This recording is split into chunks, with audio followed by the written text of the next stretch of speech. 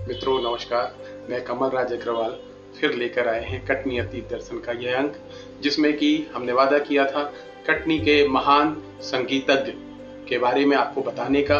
तो हम बताना चाहते हैं माधवानल और काम कंदला की वह कथा जो कि पूरे भारत के हर राज्य में अपनी अपनी भाषा में शुरू से ही एक अमर विषय रही है, भारतीय साहित्य के प्रेम साहित्य का। और इस पर बहुत सारी किताबें लिखी गई हैं।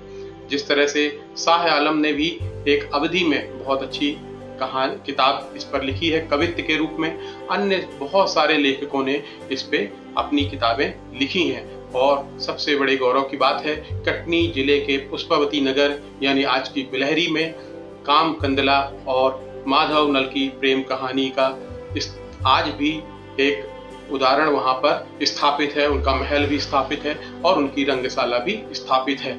मैं छोटा सा एक कहानी के दृष्टांत आपको बताना चाहूंगा। इसमें होता यह है कि माधवनल बिलहरी साम्राज्य में पैदा होता है, बिलहरी नगर में पैदा होता है और वहां पर वो बहुत अच्छा वीणा वादक होता है। और उसकी वीणा सुनकर गांव के सारे लोग, स्त्री पुरुष और विशेषकर स्त्रियां मादकता में उसके घर के चारों तरफ इकट्ठी हो जाती हैं। उस राजा के महल से रानियां भी महल से बाहर निकलकर उसके घर के सामने इकट्ठी हो जाती हैं। लोगों की इस शिकायत को सुनकर राजा गोपीचंद माधवनल को देश निकाला दे देते हैं। माधवनल उस समय भटकते हुए आधुनिक छत्तीसगढ़ के दुर्ग जिले में, जो उस समय प्रेमावती नगरी थी, उसके राजा प्रेमसेन के राज्य में जाकर शरण लेते हैं। वे महल के अंदर जाना चाहते हैं, लेकिन अपरिचित होने के कारण संतरी उनको अंदर नहीं जाने देता है और वो दरवाजे के पास बैठकर ही अंदर की सभा का, संगीत सभा का आनंद लेने लगते हैं। वो चाहते हैं कि मैं एक संगीतकार के रूप में अंदर जाऊं, लेकिन उन्हें प्रवेश नहीं मिलता है। थोड़ी देर बाद वो अपना सिर धुनने लगते हैं और बताते हैं कि अंदर जो ये चल रहा है ये सब गड़बड़ है, बेवकूफ लोग अंदर बैठे हुए हैं, राजा को भी कला का ज्ञान नहीं है। क्योंकि इसमें जो पखावज बजाने वाले 10 लोग हैं, उसमें जो पूर्व करके बैठा हुआ है उसकी तो 4 ही उंगली हैं और वो सही ढंग से ताल नहीं दे पा रहा है। नर्तकी भी जो नाच रही है उसके घुंघरू जो 7वें नंबर का घुंघरू है नीचे से वो उस खाली है। यह सोचकर वो बहुत जोर जोर से चिल्लाने लगता है। राजा का संतरी अंदर जाके राजा को इस बात की खबर देता है। राजा रोष में आकर उसे अंदर बुलाता है। जब माधवनल अंदर जाता है तो वह बताता है कि आपके राज्य में ये कैसा संगीत चल रहा है, इसमें ये गलतियां हैं। राजा उस बात की जांच कराता है। बीच में संगीत कार्यक्रम रोक दिया जाता है और जांच में वह सब सही पाया जाता है कि जो पखावज बजाने वाला है उसकी एक उंगली मोम की है और जो नर्तकी के घुंघरू है उसमें से एक घुंघरू खाली है, जिसके कारण पर्याप्त मात्रा में संगीत नहीं आ पा रहा है। यह देखकर राजा बहुत खुश होता है और इतने बड़े संगीत साम्राज्य को देखकर, मर्मज्ञ को देखकर वह उसे विशेष आदर देता है और अपने साथ सिंहासन में बैठा लेता है। साथ ही उसके गले में जो 9 लखा हार होता है वह उसे गिफ्ट में दे देता है और उन्हें 9 लखा हार पहना देता है।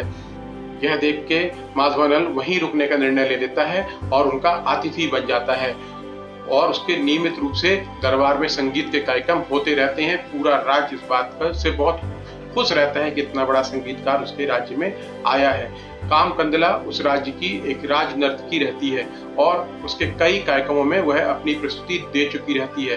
दोनों के बीच में प्रेम प्रसंग बढ़ता चला जाता है। इसी बीच एक कार्यक्रम में काम कंदला सिर पर कटोरा रखकर नृत्य करती है जिसमें पानी भरा होता है और नृत्य में उसका पानी बाहर नहीं गिरता है। इसी बीच एक भौरा आकर काम कंदला के वक्ष स्थल पर बैठ जाता है। अब काम कंदला की मनोस्थिति बहुत खराब हो जाती है, क्योंकि उसे ये लगता है कि उसकी भाव भंगना खराब ना हो जाए ताकि नृत्य बर्बाद ना हो और यह पानी भी छलक ना जाए। इसलिए वह एक नई तरीका निकालती है और जैसे ही उस पर तान लेने का समय आता है वह फूंक मार के तान के द्वारा भौरे को उड़ा देती है। उसकी इस चतुराई को देखकर माधवनल बहुत प्रभावित होता है और बहुत खुश होता है और इसी खुशी में वो राजा के द्वारा जो 9 लखा हार उसको दिया हुआ होता है वह काम कंदला को भेंट कर देता है। राजा यह देखकर आग बबूला हो जाता है कि उसके द्वारा दिया गया इतना बड़ा सम्मान एक नर्तकी को माधवनल के द्वारा दे दिया गया है। इस क्रोध में माधवनल वो उन दोनों को अपने राज्य से बाहर निकाल देता है वो लोग भटकते हुए उज्जैन पहुंचते हैं, महाकाल मंदिर में विशेष प्रार्थना करते हैं। उस समय महाराजा विक्रमादित्य का शासन उज्जैन में था। विक्रमादित्य को जब उनकी बातें मालूम चलती हैं तो उन दोनों का वो वहाँ विवाह करा देते हैं और गोपीचंद को संदेश भेजते हैं कि इन्हें राज्य में रहने दिया जाए। राजा गोपीचंद को महाराज विक्रमादित्य की आज्ञा का पालन करना ही पड़ता है। उसके लिए उसने एक नई स्कीम निकालता है, नई खोज करता है और निर्जन वन में एक पंच महल बनवाता है जिसके 5 तले होते हैं। 5 मंजिला का महल बनाता है। नीचे शंकर जी का मंदिर होता है, ऊपर 5 कार्यशालाएं होती हैं। वह उनमें उसे रहने के लिए आमंत्रित करता है। कामकंडला और माधवनल उसमें संगीत साधना करने लगते हैं। यह तो रही कहानी की बात, लेकिन यह महल आज भी बिलहरी में है। हालांकि वह बहुत ही जर्जर और टूटी फूटी स्थिति में है। उसका रखरखाव ना के बराबर है। उसकी 2 मंजिलें ऊपर की टूट चुकी हैं। साबुत रूप से अब केवल 3 मंजिलें रह गई हैं, जिसमें नीचे शंकर भगवान का मंदिर है। उस शंकर जी के मंदिर मूर्ति में ही कामकंडला और माधवनल का चित्र बना हुआ है और पूरे मंदिर में बहुत अच्छी नक्काशी की गई है। उसमें बहुत सी नाग कन्याओं की बहुत सारी मूर्तियां थी, जिनमें से आप कुछ ही बची हुई हैं। इस महल को आप देखने जाएंगे तो आपको लगेगा कि ये स्वर्ण युग का एक वैभव है।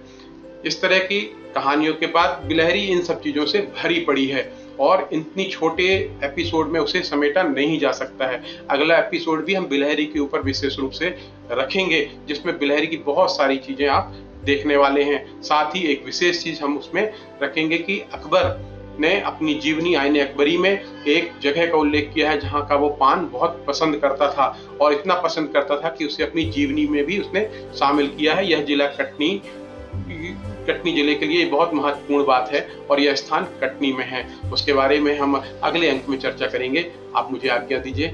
नमस्कार।